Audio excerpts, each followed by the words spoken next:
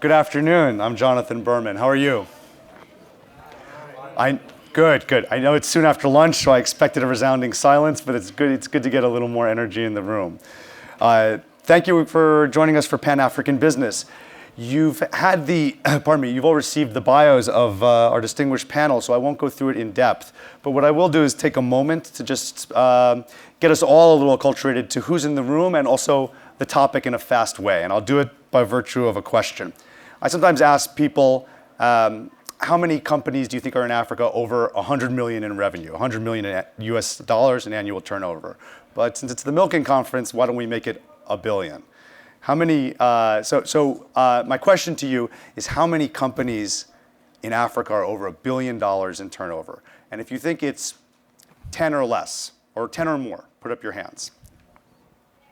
10 or more companies in Africa over $1 billion. And most of you have your hands up. Keep your hands up, please. 10 or more over $1 billion.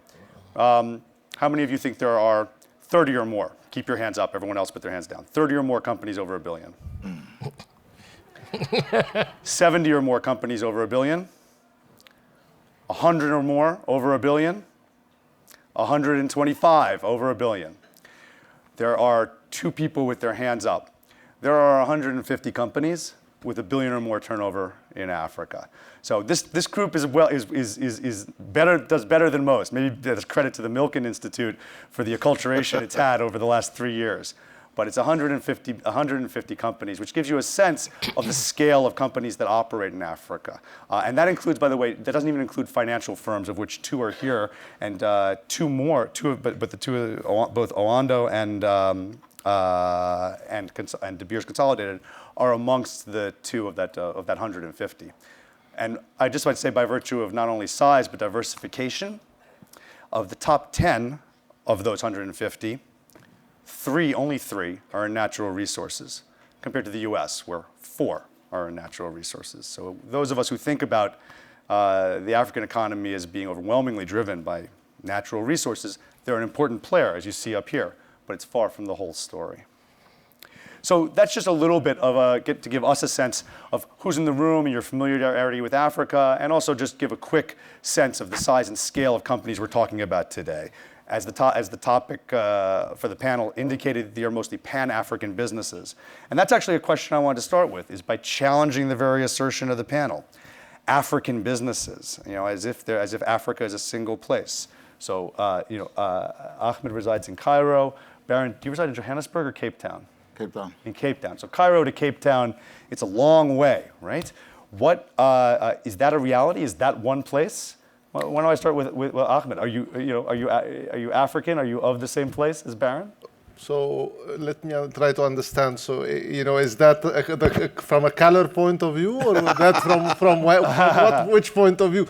If you look at the map, I always thought when growing up that Egypt wasn't in Africa. So unless you tell me otherwise, I don't know. I always thought of Egypt as being an African country. So now if the color disqualifies me, I'll go out. Well, I think I'm going to sidestep the entire most difficult issue you asked. Not at all about color, but I would say that most of the organizations that are represented by the people at the Milken Conference do not think of Egypt as part of Africa. So why are you wrong? Egypt has been a founding member of the African Union. Egypt has supported all the various self-determination of all African countries. I always thought of myself as African. The fact that I have a different color does not say that I'm not African. And do you feel that there's a reality of Africa as a market? No, there is obviously there are differences between the different countries within Africa. At the end of the day, you have 50-some countries that are in Africa, and there are huge differences. I think if you want to talk about, in my view, there are a number of countries that you need to look at, South Africa for sure being one of them, Nigeria being one of them, Egypt being one of them, and then you have Algeria, Ethiopia, Kenya, Uganda, Mozambique, Tanzania, Mozambique, and then so there are a group of countries that you need to look at when you talk about Africa. But certainly you need to start talking about a group of 12, 14, 15 countries that are that would form the main pillars. And I think the main thesis of Africa at this point in time, in my view, is one where you had a combination of resources, you have demographics, you have better governance, and most importantly, you have a group of Africans who have been educated in the West and who are willing, for many reasons, to come back and come back into the continent. Yeah. So in my view, that's, but certainly you have to remember also it's a 1 billion population. So the demographics are there. There are plenty of very good aspects, but certainly you have to look at 15 main countries that form the thesis, and then after that you need to start talking about individually each one of them. But there are plenty of integrating movement to integrate a lot of business throughout. So for example, we own the railway, the Mombasa-Kampala railway line, and a couple of months prior to the events in South Sudan, the talk was we had just opened the northern corridor. We were trying to link that to Juba and link that to Tanzania. So, there is certainly Africa at this point in time, there is room for very large infrastructure plays that are quite important throughout, transcending geographical borders of certain of the individual countries. And does that play into attracting capital or attracting operating companies when you're talking about a regional structure? The problem, in my view, is there isn't enough. So there is capital. In my view, from where I sit, there is capital. And there are plenty of investment opportunities. The number of companies, private, that are able to take capital and transform it into opportunities are not of the size of the continent. So there are plenty and fantastic examples all around us, but you have to remember that this is 1 billion people. So not of the size that would take this capital availability and couple it with investment opportunities on the ground. It's an evolutionary thing. Obviously, if you look at, you have to see things over time. It's not something that you would imagine it to happen in 5 years, 3 years, 5 years, 7 years. It's going to take an additional number of years. But in my view, this is China 30 years back. From where I see phenomenal investment opportunities throughout the continent to build very large, sizable businesses. Yeah. And extremely exciting for somebody like me.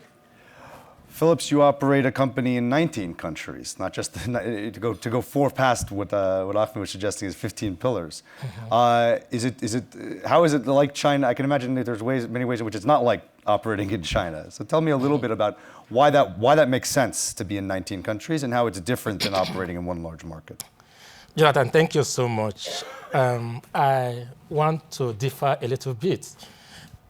Yes, Africa is not a homogeneous entity.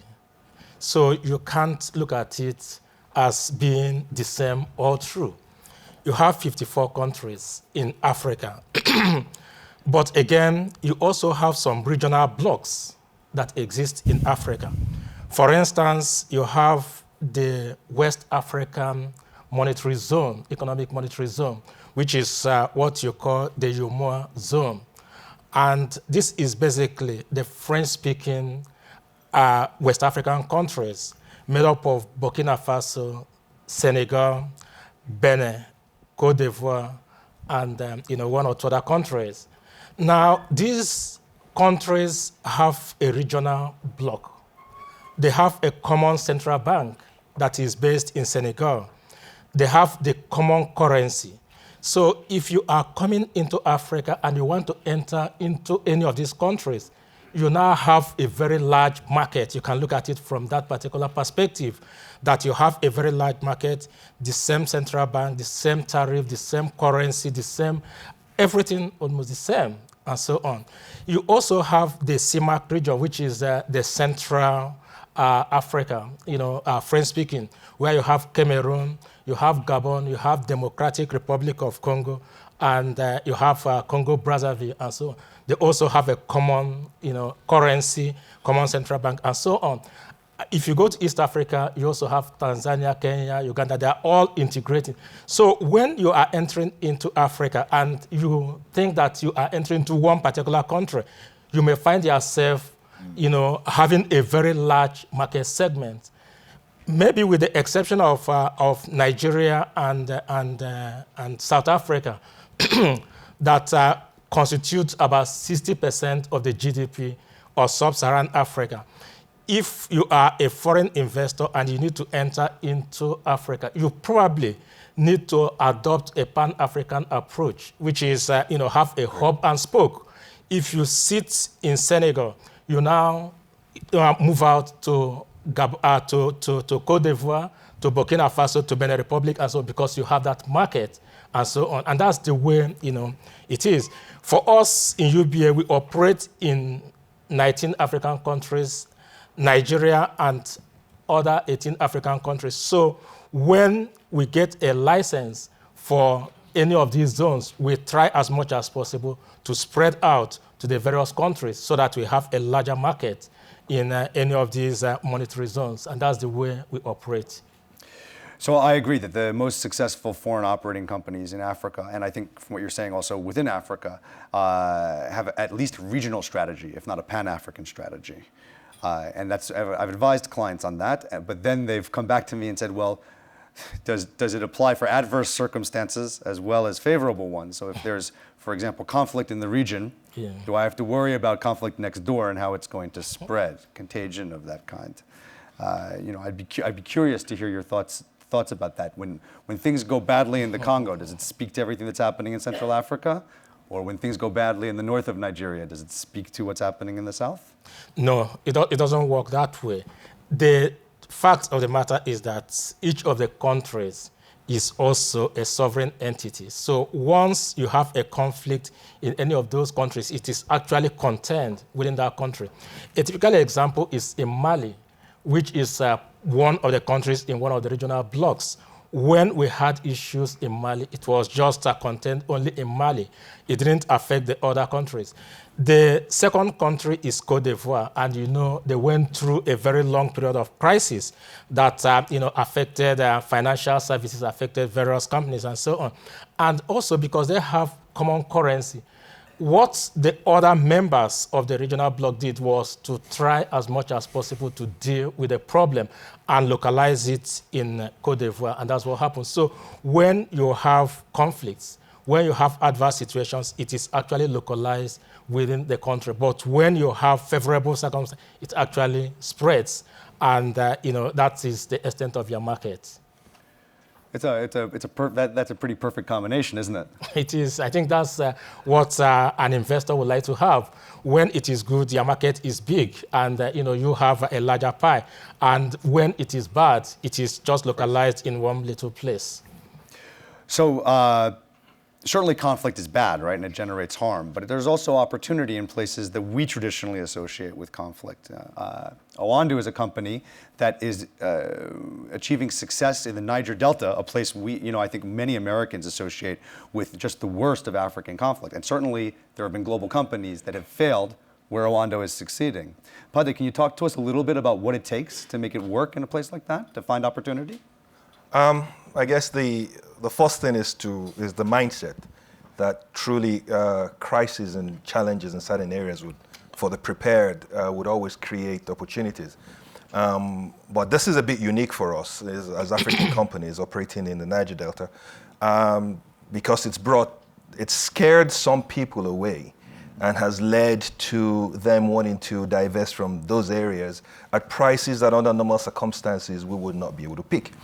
So we've been really excited to see that. In fact, one time somebody did accuse me of single-handedly starting all the Niger Delta problem.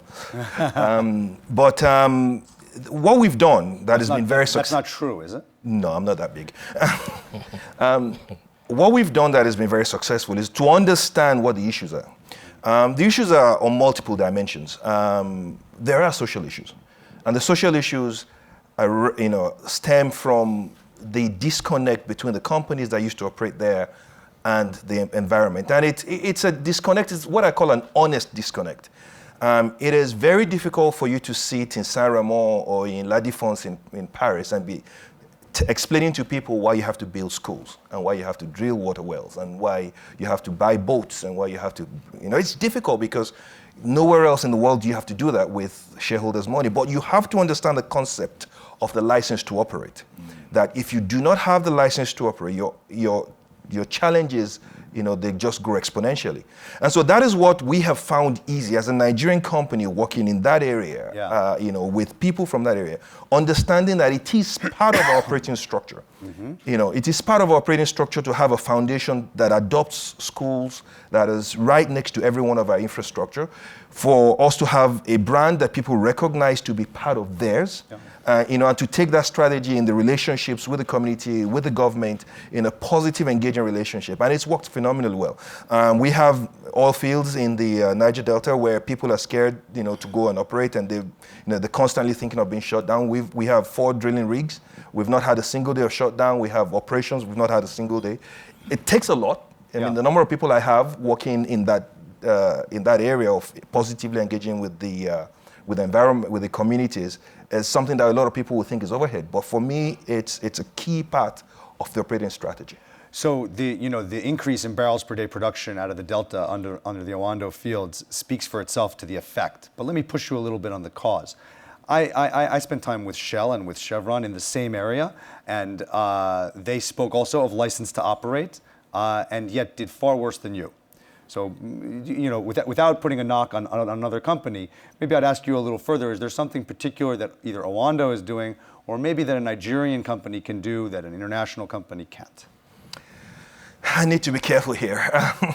But it's nimbleness. It's the capacity, it's the decision-making, the level of decision-making, what has to be escalated upstairs and where it stops. When my people who are operating in the field face an issue, they are comfortable to resolve it right there and then, before the issues become a problem.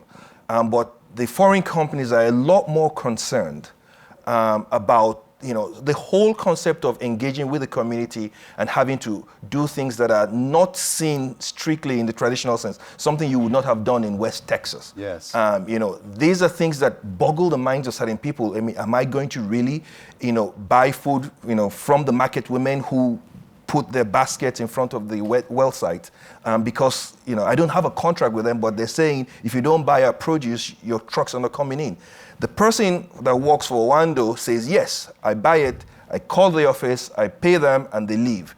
The person working from another company probably has to call somebody in Houston. And so explaining to somebody in Houston why you have to do this, by that time there's a lot more of them there. And of course, it's a lot more expensive. Yeah. Phillips, you actually spoke about that in a different context, right? You and I have spoken before about this issue of nimbleness, and it's the critical nature of nimbleness in frontier markets generally, but I find in Africa specifically. Can you talk a little bit about that and maybe some examples you've seen of where it's gone wrong and where it's gone right? Yeah, Jonathan, you're right.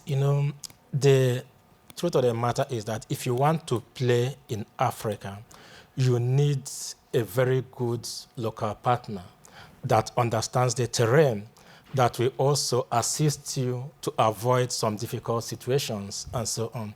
You need that flexibility. You need to take decisions very, very fast and so on, because the dynamics of the environment keep changing. Either you'll be confronted with some infrastructural challenges that will surface, during the process of execution, or some other issues could just come up and so on. So you need to be very, very flexible. You need to be very fast, quick to market and so on. I give you a typical example, and it happens all the time in financial services when we have to collaborate with some international financial institutions. probably in a syndication of a very big ticket transaction and so on. I sit down in Lagos and I approve the credit. If I have any issue, I get my board that actually sits in Lagos and the whole credit is approved. Now, you have an international bank that operates in Nigeria that is part of the syndicate of banks that are syndicating the facility. He has to send the credit to London or to New York for approval.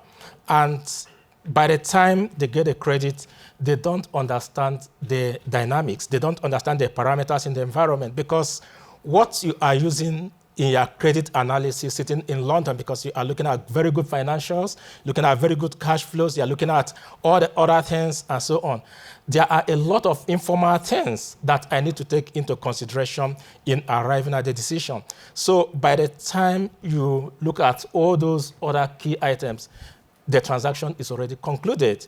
We did one transaction, and a particular big client in the oil and gas sector was raising about $1 billion and needed participation of both local banks and international banks. And UBA was syndicating the local banks, and we put the financing together, put everything closed. And we had a foreign bank that was participating. We closed the transaction, disbursed on the loan. 3 months later, the approval came in from London, and the transaction was gone. And they came around and said, sorry, the transaction has closed, and we have already disbursed on that. So that's the kind of situation that we have. And for you to operate in Africa, you actually require a very good, credible local partner that will assist you to navigate through very difficult situations. So Baron, you and I talked about that as well several times, about the value of a local partner and local context, sort of the analog to what we were saying before about a single Africa. Can you talk a little bit about that? I think one of the critical challenges that multinationals face in operating is they are not always aware and sufficiently sensitive to the local operating environment and the local culture. Let me explain. Sometimes in different capitals, the rules of engagement are very formal. So you want to put a request to the regulator, you put in a letter, you wait for a response, and you engage very formally. In my experience, that formal, stylistic, tick-the-box operational model doesn't necessarily work where we come from. Because in the African business world, South Africa, where I come from, relationships leads to interpretations. So there's more, there is a greater requirement to develop relationships. And multinationals sometimes engage what I call Learjet business. Download in the morning, tell the local offices to arrange meetings for 2 days. They come in there with their PowerPoint presentations, boom, boom, boom, and this is the outcome we want. And then, now normally African people are very hospitable people. So they will have the best coffee, good biscuits, a very pleasant discussion. And they will leave the meeting without having read the meeting. So they would say, Paran, that was an exceptionally good meeting. And I'm saying, you have only started. Because people sometimes confuse good manners with success. And it's not only about the meeting, it's the outcome of the meeting. And sometimes what I find is people come in and sometimes they genuinely believe they do Africans a favor by being there. Yeah. And coming to do business, we had to leave where we are to come and do business with you. Now, that is not an articulated position. It's rather a position displayed. And Africans, sometimes we use the tools of suspicion in trying to understand what is this coming from. So relationships work. Let me give you an example. In 2007, I became the advisor to the then CEO of Anglo American. There was a change politically in South Africa, and I suggested, come to South Africa, meet all the people. So we spent a week in January just going around, and because my view is, meet with people before you need anything from them. Meet with them as an indication of your commitment to the country, rather to come when there's a crisis. Little did I know how prophetic I was at that point. I will not claim to be a prophet yet, but so we had this meeting for a week. We went to all the senior stakeholders. A week later, there was a big energy crisis in South Africa. Suddenly we found there's not enough energy because we're a highly energized nation. But nevertheless, that Friday, the mines shut down. The next Monday, the Anglo CEO was in South Africa. Now she could engage with the very people we met a week ago. It's a totally different conversation. To give you a long story short, on the budget day of February 2008, and as all of us know, when the government produces its budget to the parliament, it's the ministers and the deputy ministers. On that day, the Deputy Minister of Finance of South Africa was at the results presentation of Anglo in London to indicate the support of the government for Anglo. What am I saying to you? It's all about the relationships. It's all about engaging people, not in a condescending way, but in a way that is truthful, honest, and developing an identity of interest. Jonathan, let me add to that. Yeah, Phillips, please. Just to add to that and extension of what he's saying, you see, the informal sector in Africa is very, very huge. And you cannot ignore that particular segment. Excuse me. And why am I saying so? There is a recent report from the African Development Bank, and it shows that actually the informal sector contributes about 55% to the GDP and produces about 80% of the workforce. That is very, very huge. Numbers which are not included in the World Bank's GDP figures. It's not included, it's big, yeah. And again, you cannot apply products that have worked in the Western world to the various African countries. They will not work. I, as an African, I encounter similar problems in operating in different countries. I will tell you, I give you an example.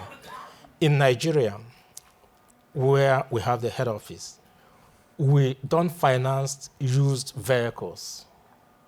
The reason is because you don't have a very good way of valuing the actual quality of the vehicle. Now, in East Africa, it is very, very rampant, and it's a major product in vehicle financing. You finance used vehicles because 90-something% of the financing that is done in East Africa as far as vehicles are concerned are used vehicles. When we got to Kenya, Tanzania, and Uganda, we came with the Nigerian products to this particular sector. And for about 18 months, the utilization level was under 3%. And we continue to wonder, why is it that they are not financing the vehicles? And they came back to say that they would rather have a product program that is focused on used vehicles. And when we redeveloped the product program to focus on used vehicles, the utilization was 100% in less than 3 months, and so on. And we just keep encountering situations of this nature in the various countries. So the cultural differences are very, very key. The informal sector, you need to approach it with a mindset of the local knowledge in that particular environment. So just. Ahmed, I've noted often that private equity in Africa and in frontier markets is a very different business than private equity in developed markets. But I'm curious if you've seen differences in your business, customization of your business from market to market within Africa. We are not a private equity firm. And the reason we're not a private equity firm, we have permanent capital today of around $1.4 billion, is that we very quickly, 5-6 years back, thought that in order to build some of the companies that we want to build, they are not susceptible for the typical 7+2 structure. And that in order to invest in Africa effectively, you need to think about much longer time horizons, 15, 20 years. And this is why we changed from being a private equity company 3 years back to being an investment holding companies with permanent capital. So that's a very important distinction, because if you need to build the type of projects that I'm talking about, it's not going to get done in 5 years, it's not going to get in 7 years. So we need to put that right off the bat. You have to remember that some of the very large projects that we're doing, we're for example, today 40% completed in the largest ever non-recourse project finance in Africa. Yeah. The $3.7 billion refinery that we're building right now. And if you look at the financing of this, it's a very complex piece of financing. To raise $3.7 billion, this is quite tough. And so not susceptible to the 7+2 type structure. Simple. So no, I am not the right person to talk about private equities. I don't think of myself as private equity. Yeah. We're an investment holding company that builds companies and take those companies regionally and throughout the African context. So if you look at, we operate now in around 11 different countries, but you will see us, for example, with our food business, you will see us in Sudan, you will see us in Kenya, you will see us in Tanzania, etc. With our mining business, you will see us in Ethiopia, you will see us in Algeria, you will see us. So you will see different platforms that are themselves investing in a number of different African countries. So I think it's a very valuable correction and an important insight around the value of long-term, or some people call it patient capital. But it also exists in the operating environment. So De Beers has relationships with government that in some ways I think are unique in the continent, particularly the relationship between De Beers and Botswana has been an extraordinary sort of model for other operating companies. And it seems to me, as I reflect on what Ahmed said, that long-termism was a critical element of the success in that relationship. Yes, because it's fundamentally we believe in diamonds. Fundamentally, we are saying that diamonds represents hope for the future, but it also represents to those who acquire diamonds, demonstrating to the person who's receiving the diamonds that, like the diamond, the relationship will be forever.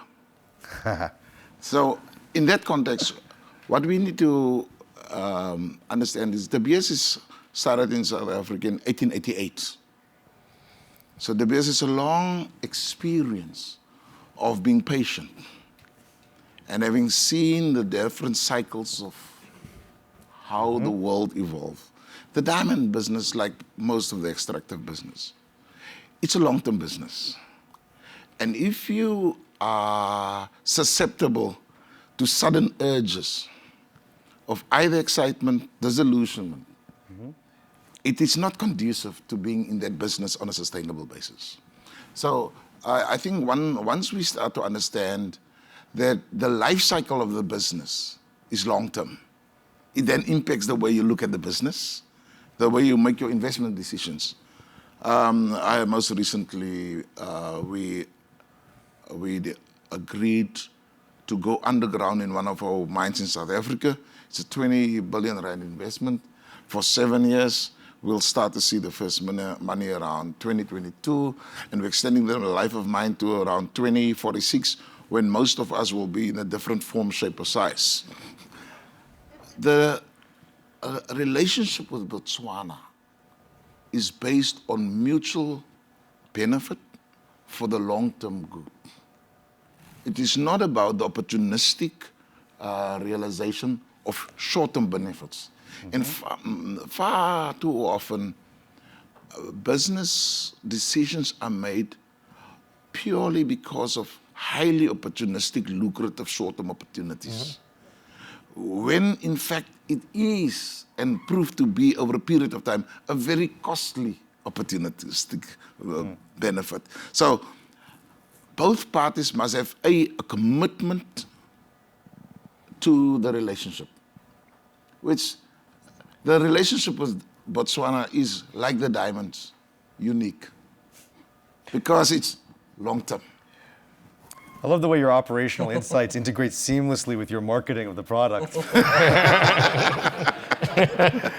Listen, I'm going to turn it to, I'm going to allow a little more time for, I'm going to allow a little more time for questions than I think I've been in the other past panels, both because it's a time of day that's good for a lot more interaction with the audience, but also because I know there's a lot of talent and insight in the audience itself. So in a few minutes, I'll turn it over to you. I did want to ask the panel a little bit about, we talked about a number of successes, and Phillips was good enough to discuss one particular stumble that they corrected at UBA with a lesson. I'm interested in to hear a little more about, colossal screw-ups that you've seen from global companies coming into Africa. I recently wrote a book called Success in Africa, and I kid that it's a rather small volume, 200 pages. I'm going to write a follow-up, but it's a much called Failure in Africa, but it's a much larger volume. So I wonder if you could offer us a little material and lessons for those who are thinking about operating in Africa, maybe some, from anybody on the panel, where you've seen it go wrong. Let me start with two, and I think I'll not mention the companies, but yes, let's redact names. I'll try to describe the company. One is an energy company that built power plants many years ago. That company doesn't exist in that configuration. And that company had come into Nigeria many years ago and was very bullish in building badge-mounted power plants. In building? Badge-mounted power plants. And the badges and the power plants came way ahead of the approvals and sat there for very many years. And it was not a successful story. I think that the lesson there is that the energy that Africa sometimes almost asks you to bring, when you come in there and you see the excitement and see what's going on, you have to understand, again, like Baron was saying, that sometimes, if you're in for a long haul, you need to spend the early days just simmering and understanding what's going on. We have this hurry up and wait mentality sometimes, and then there is the wait to hurry up as well, where you would wait for a long time and nothing seems to be happening, and then you would get a call at 11 o'clock in the morning and everything's going to be done by 3 o'clock, and that's it. And if you were not there, you missed it. That is something that you have to understand. The second example I'll give is an airline that's been very successful in other parts of the world, coming into developing nations and regions, that came into Nigeria again and had to leave fairly quickly. And the issue there again was trying to bring models that have been successful in their base country, in the other countries where they have great business, not understanding the power of partnerships and not having the right partnerships to go in there to operate in what seems to be an easy to understand, easy to explain, but is a complex environment. And so very quickly, in 3 years or so, they had to pack their bags, quite sadly, because we would have all wanted to see them succeed. But it shows that there are certain things you have to understand. Understanding the successes of the companies that have been successful, the methods, the things they've done, is not a nice to have. You really have to understand what makes things work in Africa. So I'll come back to the panel in a few moments to conclude. We have about 20 minutes left in the entire session, so I'll come back for more questions, including one of the things I want to wrap up on is a little bit about the U.S.-Africa commercial relationship and what you see that the U.S. has to offer to Africa. We often talk about Africa's relationship to the U.S. I'd be interested in your perspectives on what flows the other way. But for now, if there are questions in the audience, if you could show hands. And I know that often people say, we just want to hear a question, not a comment. I actually think the opposite is appropriate for this room. There's a lot of talent and knowledge here, so please feel free to offer an insight. Please. And I think we have microphones that will approach you. Do we, in fact, have microphones for the audience? I think my voice is loud enough. Chair, any member of the panel, can address, this question. October 2008, 26 heads of state of 3 regional economic communities, the East Africa Community, the Common Market for Eastern Southern Africa, and Southern Africa Development Community. Thank you. And they laid out, and then they met again in Johannesburg at Gallagher Estates, in 2011. What are the prospects for this envisaged trilateral free trade area in terms of infrastructure projects, and specifically with the Inga 4 project, on the Congo River, which it's estimated that it can supply electricity to the whole of Africa and even export it, to the European Union. So can the members of, is it a pipe dream or is it a doable, achievable thing? Thank you. Okay. Oh, well, I'm not very familiar with the meeting that took place, but what I know is that the various African heads of states have started the process of collaboration, because what is very obvious is that none of the countries can actually do it alone. They have started some form of collaboration. And I give you a typical example. One of the big problems that we have in rolling out across West Africa is the travel logistics. It's almost like a nightmare. If you need to go to Portugal, which is about 3.5 hours from Lagos, at times you have to go to South Africa and then spend some time. If you are lucky, you catch flight same day, then you go back to Lisbon. Or you go to Europe and then go to Portugal. From there, sorry, I meant Angola, if you are going to Angola, and so on. So it is a nightmare. The African heads of states from the West African end have decided that they need to build a highway that is going to run from Lagos to Abidjan, and is going to be a major infrastructure. It will cut across 5 countries: Nigeria, Benin Republic, Togo, Ghana, and then terminate in Cote d'Ivoire, and so on. Now, that's the kind of collaboration. They have started signing the agreements. They have started looking at the consultancy, and so on. They are all looking at this. Today, the entire African region is challenged by electricity. Power is a very big problem, power infrastructure. And in fact, the 60% of electricity that is generated in Africa is generated by only Egypt and South Africa combined, 60%. These 2 countries constitute about 12% of the population. This tells you the problem that we have, the magnitude. And I can say Paul is here. He is driving power in Nigeria. He is in so many countries. He's in Nigeria, he is in Tanzania, he's in so many other countries, and so on. And he has keyed into Power Africa of President Obama, and so on. The countries have started looking at it.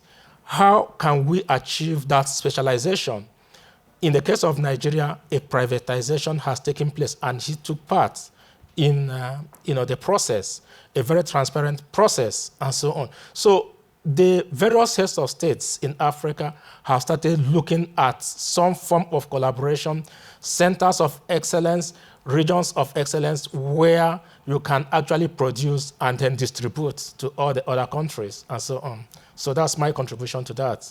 Paul, I don't know whether you want to say anything? Paul Hicks from Symbiont Power. And I'll just suggest that both the questions and answers from around the room, just that we welcome them from anywhere, but they should be crisp, short and sharp. Okay, so instead of questions, I could probably make a couple of statements based upon our experiences and what the gentlemen have said. First of all, what we've experienced, and we talk about these countries that we've got into, our business model from day one in Africa has been identify the right local partner. So in the case of Nigeria, we found great local partners in Tony Elumulu, and in Kenya we have partners, in Tanzania we have partners, and in every case, I could pretty much put down our ability to get projects and develop our business to that relationship with that local partner. And in every case, I could tell you that they're highly credible, decent people and decent companies, and there are many, many of those today. Inga, I think that everybody talks about Inga, and it's sort of hot at the moment again that South Africa and others have joined together to start to try to develop Grand Inga. The reality about Inga is it's in the DRC, and the DRC has been a basket case for decades. So there are limited organizations that are going to be happy to go to the DRC. There are limited countries that will go to the DRC. America, the USAID is there, and they're seriously analyzing whether they can participate and support it, which is fantastic. But I think until very recently, it was pretty much, if anybody's going to do it, it's going to be the Chinese, who will go to DRC and who will fund their thing. But if you start talking to people about going to DRC to do big investments and put a lot of equipment, a hydroelectric power station requires an awful lot of equipment. Yeah. You put your equipment into DRC, you want to be sure that it's safe. So there's many, many problems and challenges about Inga that technically, of course, it's the answer to Africa's power. Whether or not they can move it under the current circumstances to get anywhere, I don't know. So I think that Inga Dam is a project. Let me just summarize that. I think that it's a critical power project. There was a whole panel on power in Africa, and I know that there are other questions. So Ahmed, I do want to hear your views. So let's hear them, but I want to save time for people to ask more questions. 15 years from now, nobody will talk about power in Africa, because there are a number of key developments that are taking place that are, in my view, going to make it such that Africa will be self-sufficient in power. First, you have the big natural gas discoveries in Mozambique and Tanzania. Yes, it will take an additional probably 7 years before they're brought on production. Realistically, 2020 is a good number now, maybe 2021, but that will give rise to a phenomenal amount of power that is going to be generated both in those two countries, and it will make their way inside.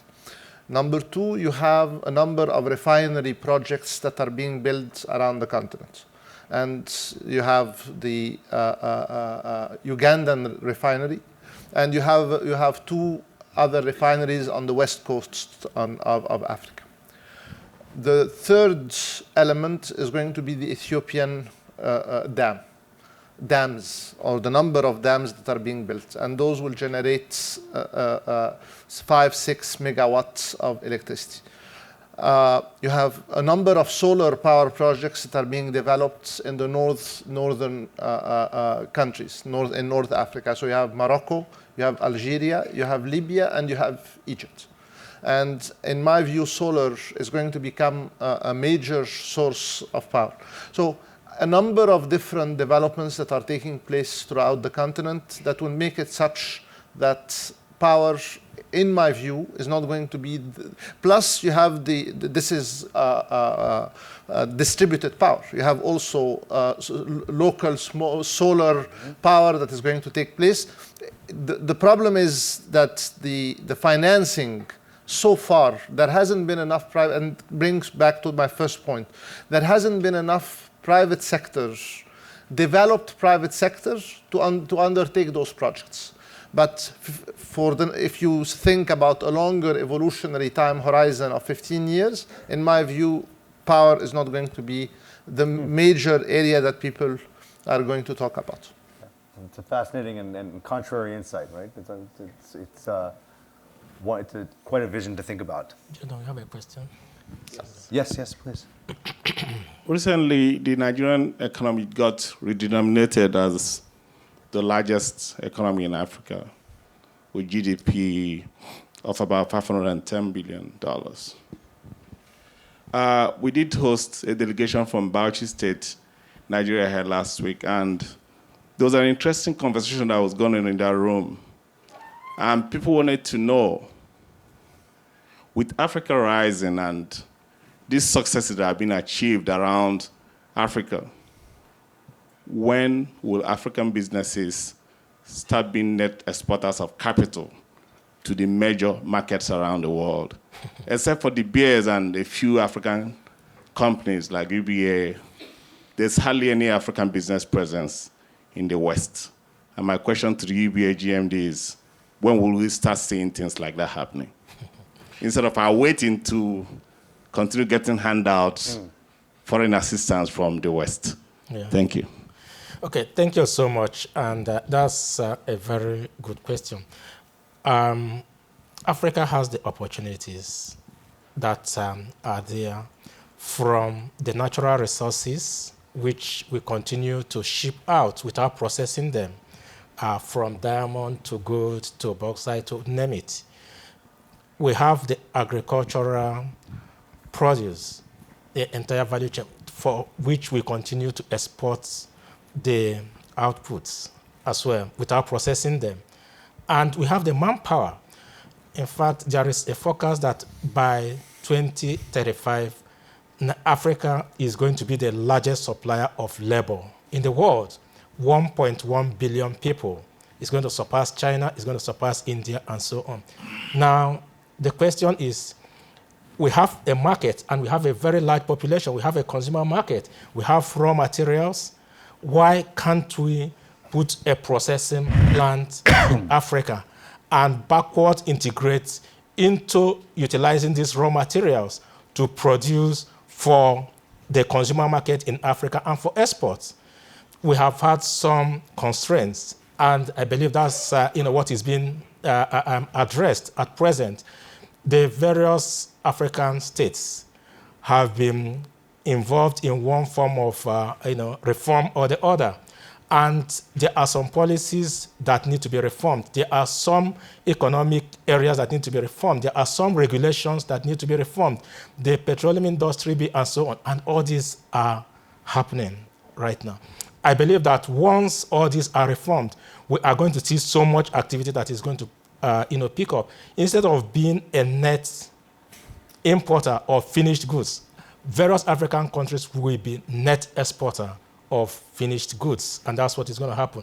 There is a study by World Bank which shows that between 2005 to date, the most out of the 50 most improved economies that we have, 17 are from Africa. So we have the reforms that are taking place, and I believe that in a very short time, just like he talked about energy, that is going to start happening. Thank you. Again, I would like to add something. Energy is certainly one important component, but the other, in my view, equally important component is the transportation costs. Transportation costs throughout Africa kills any African business because they are so high. It's mind-boggling. If you look at the numbers range between 10 to 18 cents per ton kilometer. Those are numbers that would kill the economics of most businesses. So unless you have a significantly improved transportation infrastructure, you are not going to make the necessary leeway. I've said yesterday that when we bought the Mombasa-Kampala railway line, the original idea was that we would farm in the Lake Albert discovery. And when we looked, we shipped 1 barrel of oil out of those discoveries. And we took them to did the oil assay in a lab in Alexandria. And you would automatically see that this was jelly. It was not oil. It was really jelly. And that's when we shifted our view from farming into the Lake Albert discovery to buying the railway. Because we figured that the only way to ship this oil out was through the railway. Because otherwise, you need to build a 2,200 kilometers pipeline. It has to be a heated pipeline. It will have to go up 2,000 meters above sea level and then come down. And then from an environmental point of view, it will put to shame the Niger Delta, because every single town in the middle will extract their own taxes by, sorry. So every single town will extract their own taxes by poking hole into the pipeline. So, that's when we shifted our view from the Lake Albert discoveries to the railway. So listen, we have just about 3.5 minutes left in the session, and I want to come back to the question that for the panel that I stated earlier. The Milken Institute, I think, has done a remarkable job of enhancing the linkages between the U.S. and Africa, particularly this part of our country. And I think we often talk about what the U.S. has to offer Africa, but we talk often about what's going on in Africa, but I'm curious, as we approach a summit of African leaders, the first one here in history in August, what do you see as the particular opportunities or particular contributions that the U.S. can make to the commercial growth in Africa? And I'll ask you to give a very short response of a minute or less, and we'll go around the panel. Well, so from my perspective, again, being from the energy, from the oil and gas industry, so the trend, the strength of the relationship was generally one way. When we saw Nigeria being a key exporter of crude to the U.S., but as the U.S. attains, sufficiency in oil and gas, we're seeing that reduce. That is going to impact us, and we have to understand that the U.S. literally has to look at Nigeria and say, now it's time to give back. And it's a kind of weird concept, but we'll get to that in a later conversation. But there are things that we need now. So, power, so companies like GE must come with, new financing strategies, new, tools, working with the USAID and all these other multilaterals that enhance the credit of the things that they're going to be bringing, such that they can bring a lot more activity, into, for power, for road construction, airport renovation, ports, those things have to be done. And what we need for that to happen is really credit enhancement. Credit enhancement, yeah, it's something I've heard a lot of over the course of the last 3 days. Phillips, what do you think is the particular nature of the opportunity of U.S. participation in Africa? What I can say is that, what Africa needs is not, grants or aids or donor flows.